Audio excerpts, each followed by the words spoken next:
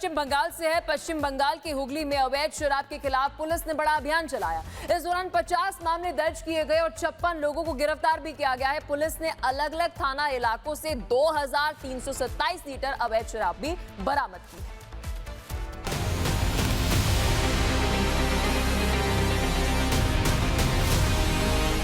तस्वीरों में नजर आ रहे ये वही आरोपी हैं जिन्हें हुगली ग्रामीण पुलिस ने अवैध शराब के खिलाफ चलाए जा रहे एक विशेष अभियान के दौरान गिरफ्तार किया है।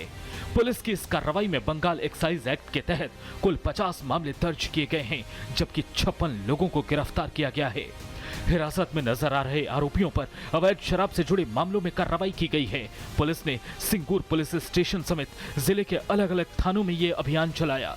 कार्रवाई के दौरान पुलिस ने कुल 2327 लीटर अवैध शराब जब्त की। यानी हुगली में अवैध शराब के खिलाफ पुलिस ने एक साथ बहुत बड़ा एक्शन लिया है। Bureau report, Republic Bharat.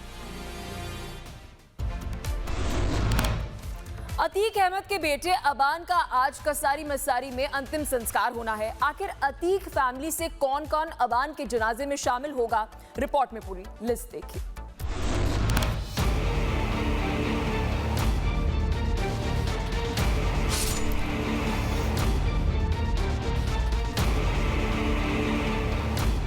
पहले अतीक, उसका भाई और अब उसका बेटा अबान, जो आज सुपुर्दे खाक होने जा रहा है। यानी एक एक कर पूरी माफिया फैमिली मिट्टी में मिल रही है।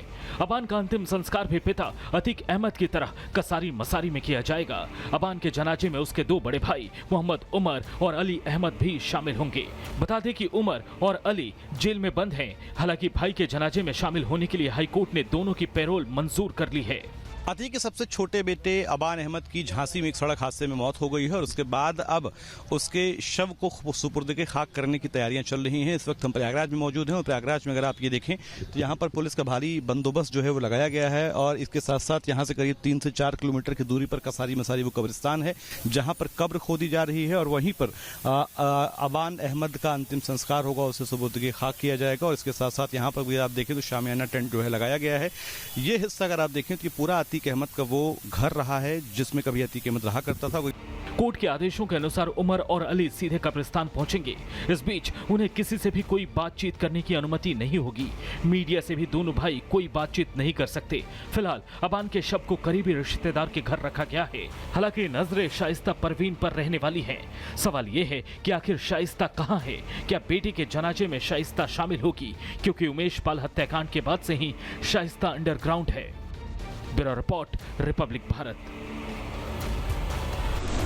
और खबर अब यूपी की सियासत से जुड़ी। यूपी में चुनाव से पहले बीजेपी बनाम समाजवादी पार्टी होता दिख रहा है। अभी से ही अखिलेश यादव और योगी आदित्यनाथ के बीच चुनावी तंज शुरू हो चुके हैं। ऐसे में साफ है कि 2027 में होने वाला विधानसभा चुनाव में सुपर फाइट होने वाली है। यूपी में अगले साल चुनाव है, जिसके कारण अभी से सियासी शोर सुनाई देने लगा है। कभी अखिलेश बीजेपी सरकार पर हमला कर रहे हैं तो कभी योगी आदित्यनाथ समाजवादी पार्टी पर अटैक कर रहे हैं। मतलब चुनाव से पहले दोनों पार्टियां एक दूसरे पर हमले कर रही हैं।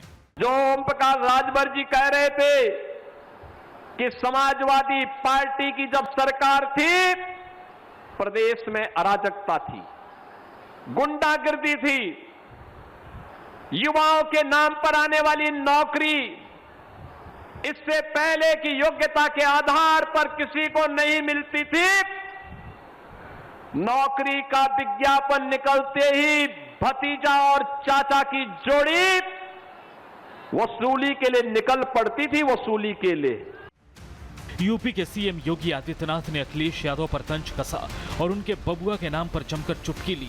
इतना ही नहीं, योगी ने अखिलेश की कार्य प्रणाली पर भी सवाल उठाए। कुछ लोग जीवन भर उनके साथ जो शब्द जुड़ जाता है उससे पीछा नहीं छोड़ा सकते। कुछ लोग जीवन भर बच्चे ही बने रहते हैं और बबुआ भी यही करते थे। 12 बजे सो के उठते थे, 2 बजे तक तैयार होते थे, 5 बजते बजते उनके जिम जाने का समय हो जाता था और 7 बजे के बाद तो महफिल जम जाती थी। तब तो फिर देश और दुनिया से उनका संबंध ही समाप्त हो जाता था। तो प्रदेश के बारे में कहां से सोच उनके पास थी।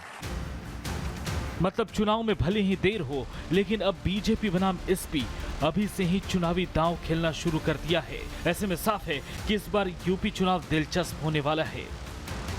Bureau report, Republic Bharat.